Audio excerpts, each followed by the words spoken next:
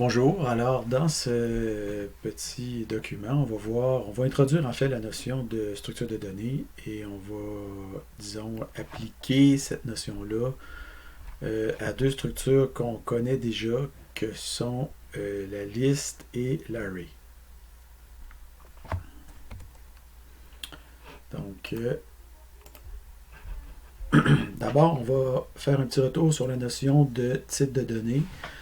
Donc, toutes les données dans l'ordinateur possèdent un type, OK, disons dans l'ordinateur. Quand on dit ça, c'est-à-dire à travers le langage de programmation, possède un type qui décrit sa représentation en mémoire, puis qui est indicatif des opérations qu'on peut effectuer sur ce type-là. Donc, principalement, on distingue les types primitifs comme l'entier, le booléen, le double ou float et les caractères. Il y en a d'autres, mais qui sont plus marginaux. En fait, il y a les pointeurs, mais bon. En plus de ça, il y a les compositions, qui sont les classes, principalement, et aussi les structures et les tuples. Ensuite de ça, il y a les collections. Donc, les compositions, c'est des agglomérations de différents champs qui peuvent être de différents types. OK? Et on a les collections qui sont des regroupements de données de même type. Donc, parmi les collections, celles qu'on a vues jusqu'à maintenant, c'est le tableau ou l'array et la liste ou le vecteur dynamique. Okay. Donc, niveau définition de termes, okay. Donc une structure ou les structures de données, c'est quoi? C'est l'étude. Donc, quand vous dites, moi, je viens de faire un cours de structure de données, que ce soit au cégep ou à l'université, qu'est-ce que vous allez faire? Bien, vous allez étudier les collections de données, leur fonctionnement et leur efficacité. Okay. Donc, souvent, les structures de données sont données conjointement avec les algorithmes. Donc, on va s'intéresser aux algorithmes plus tard dans la session. Mais on va en parler un peu d'algorithmes en cours de route, là, mais on va approfondir cette notion-là plus tard dans la session. Donc, une structure de données, c'est une collection de données qui se caractérise par un ensemble d'opérations associées ou permises sur cette collection-là, une certaine structure, organisation des données dans la mémoire de l'ordinateur et finalement un certain niveau d'abstraction associé à cette collection-là de données. Donc, des exemples de structures de données que vous avez vus en Prog 1 et Prog 2. Essentiellement, vous avez vu d'abord la liste, qui est la structure de données la plus utile en réalité, la plus souvent utilisée en programmation, qu'on peut appeler aussi tableau dynamique, okay. Et que vous, peut-être dans votre cours de Prog 1, vous avez vu sous le nom de vecteur dynamique. Okay. Mais disons que le mot vecteur pour dénommer une structure comme une liste, moi je considère que c'est pas standard, ça vient du C, du C++, puis ça a été récupéré, qu'on l'a appliqué en C# au cégep à partir du C, mais techniquement parlant, c'est pas quelque chose qu'on voit souvent. Je dirais, moi personnellement, c'est pas comme ça que j'ai vu ça. Donc, pour moi, c'est un terme un peu marginal, mais si vous voulez utiliser le mot vecteur, puis je comprends ce que vous voulez dire. Okay? Ensuite de ça, il y a une autre structure fondamentale que vous avez vue en Prog 2 cette fois, c'est l'array, qu'on appelle aussi tableau statique ou vecteur statique. Et une autre structure que malheureusement, dans la formulation COVID du cours de Prog 2 de la dernière session, on n'a pas eu le temps de voir, c'est le tableau 2 dimensions. Donc, je ne promets pas qu'on va le voir dans ce cours-ci. On va le voir seulement si on en a absolument besoin. Mais je crois savoir que vous allez l'utiliser en Java. Donc, ce n'est que partie remise. Vous allez le voir à ce moment-là. Peut-être qu'on va l'utiliser aussi dans d'autres contextes, mais je vais l'utiliser si ça donne, mais c'est pas fondamental, je dirais, dans ce cours-ci. Ensuite de ça, une autre structure de données que vous avez vue, une structure de données cette fois spécialisée, c'est les strings, qui sont des collections de caractères. Okay. Donc, maintenant, on va s'intéresser à deux structures de données plus particulièrement, juste pour montrer un peu qu'est-ce qu'on entend par structure des données en mémoire, puis opérations qu'on peut effectuer là-dessus. Donc, on va d'abord s'attarder à la liste. Okay? Donc, c'est quoi la structure d'une liste en C#, puis c'est quoi les opérations possibles sur cette liste-là. Donc, la structure d'une liste en C#, qu'on appelle aussi ArrayList si jamais vous êtes en Java, c'est une structure d'éléments, okay, une séquence d'éléments contigus dans la mémoire de l'ordinateur. Okay.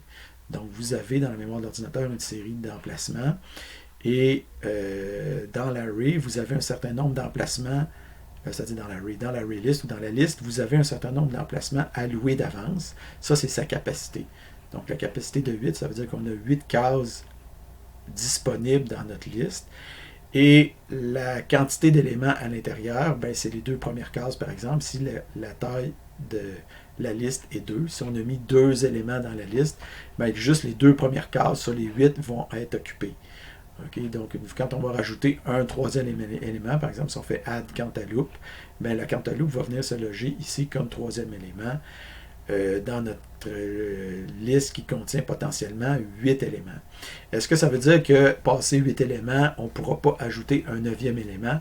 Non, c'est pas ça que ça veut dire parce que les listes, en général, les listes sont dynamiques, ce qui veut dire que c'est pour ça qu'on parle de tableau dynamique. Donc, il est possible d'ajouter une quantité, disons, on pourrait dire infinie d'éléments. Évidemment, c'est limité par la mémoire que vous avez dans votre ordinateur. Mais si ça vous tente de faire une liste de 3 millions d'éléments, vous pouvez le faire. Il n'y a rien qui vous empêche de faire ça. Okay? En autant que vous ayez la mémoire nécessaire pour le faire. Donc, au fur et à mesure que la liste, on va rajouter des éléments, la liste va grossir. Donc, en C#, la liste, la taille, la capacité de la liste est toujours multipliée par 2 à chaque fois qu'on a besoin d'éléments supplémentaires. Donc, par exemple, si on rajoute un 9e élément, la capacité de la liste va tomber à 16. Okay? Par contre, en Java, si ma mémoire est bonne, la multiplication n'est pas nécessairement 2, c'est peut-être 1,5 ou quelque chose comme ça, le multiplicateur, mais ça fait un certain temps là, que je n'ai pas touché à ça. Donc, pourquoi c'est contigu en mémoire? Bien, ça permet une indexation excessivement rapide des éléments dans la mémoire. Par exemple, si vous dites, moi, je veux accéder à l'élément numéro 5 de ma liste, bien, vous faites 0, 1, 2, 3, 4, vous savez que c'est dans cette case-là. Okay? Puis l'accès, disons, on appelle ça l'accès aléatoire en mémoire, ça s'appelle comme ça, en anglais on dit random access, donc l'accès aléatoire en mémoire à la case 5, c'est quelque chose qui peut se faire excessivement rapide. Okay? Donc c'est pour ça que les listes sont très intéressantes, c'est que les accès aux éléments indexés dans une liste, c'est très, très, très, très, très rapide. Donc, les opérations possibles sur une liste, c'est fondamentalement, on peut compter les éléments dans une liste, on peut parcourir séquentiellement les éléments dans une liste, par exemple avec une book for each. On peut indexer les éléments dans une liste avec l'opérateur crochet, donc pour accéder au premier, deuxième, troisième, etc.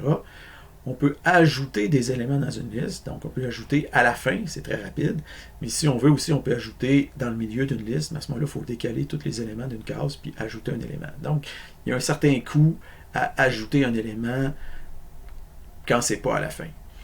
Même chose pour retirer un élément, on peut retirer un élément à la fin de la liste, ça c'est très rapide, mais si on retire un élément dans le milieu de la liste, c'est moins rapide parce que il faut faire de la place pour cet élément-là. Okay? Donc, tantôt, quand j'ai dit qu'il fallait tout décaler les éléments, il y a possibilité aussi de prendre l'élément, de l'enlever puis de le mettre à la fin. Mais en tout cas, c'est parce que non, il faut décaler les éléments, puis retirer, bien aussi, il faut aussi décaler les éléments. Mais bon, il existe des fois des petites passe-passe aussi qu'on peut faire. Là. Ça dépend si on veut préserver l'ordre des éléments ou pas dans notre liste.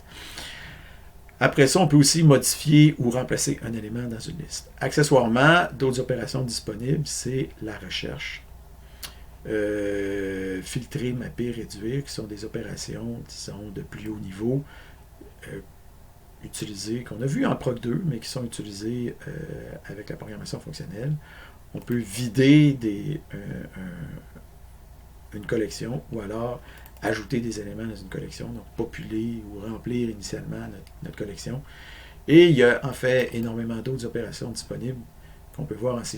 Des fois, c'est des petites variantes comme ajouter plusieurs ou des choses comme ça, ou renverser, ou en tout cas, peu importe. Mais disons que fondamentalement, les opérations, c'est celle-ci. Okay? Donc, si on veut voir plus concrètement, dans le contexte du C#, à quoi ça ressemble, l'utilisation d'une liste, ben, on peut ici créer une nouvelle liste comme ça. Quand on affiche notre liste, on voit que notre liste contient 0 élément. Si maintenant on affiche la capacité de la liste, mais la liste a une capacité de 0, ça veut dire qu'il n'y a aucune mémoire allouée encore pour notre liste, pour les cases. Il n'y a aucune case encore d'allouée pour stocker des éléments en mémoire. Si on rajoute un élément dans notre liste, la capacité tombe immédiatement à 4. Donc on vient immédiatement d'allouer 4 cases dans l'optique où on va rajouter d'autres éléments potentiellement. Parce que d'habitude, quand on ajoute une chose dans une liste, quand on commence à rajouter quelque chose dans une liste, on va probablement ajouter d'autres choses après. Donc, on fait tout de suite de l'espace pour 4 éléments en mémoire. Ce qui fait qu'après ça, quand on rajoute un deuxième élément, la capacité va rester à 4. Quand on rajoute un troisième et quatrième élément, la capacité reste toujours à 4. Mais si on rajoute un cinquième élément, notre capacité va monter à 8, ici comme on le voit. Okay? Donc, si on affiche notre liste, on voit que notre liste contient 5 éléments, mais notre capacité est toujours de 8. Maintenant, quand on va rajouter un sixième, un septième, un huitième élément, la capacité va rester à 8, mais dès qu'on va rajouter un neuvième élément, notre capacité va doubler, va monter à 16. Okay? Donc, en fait, ça double à tout coup. Donc, vous voyez ici, 16, 32, 64. Vous comprenez le principe. Okay? Donc ici, on voit concrètement dans un tableau comment ça fonctionne. Donc ici, on voit qu'à la création, la liste est vide. Son count ou le nombre d'éléments qu'il y a dedans, c'est 0. Sa propriété count. Sa propriété capacity, c'est 0 parce qu'il n'y a aucune case allouée en mémoire. Donc dès qu'on rajoute un élément, le count est à 1, la capacité est à 4. Après ça, 1, 2. Quand on rajoute un deuxième élément, 2 éléments, capacité à 4, troisième élément, capacité à 4, quatrième élément, capacité à 4. Dès qu'on rajoute un cinquième élément, notre count monte à 5, mais notre capacité double à 8. Après ça, si on rajoute 6, 7, 8, on monte à 8 et on est à 8. Puis si on rajoute 9, notre count tombe à 9, mais notre capacité, elle, va doubler pour monter à 16. Donc, c'est juste un tableau pour résumer qu'est-ce que j'avais dit à la diapo précédente.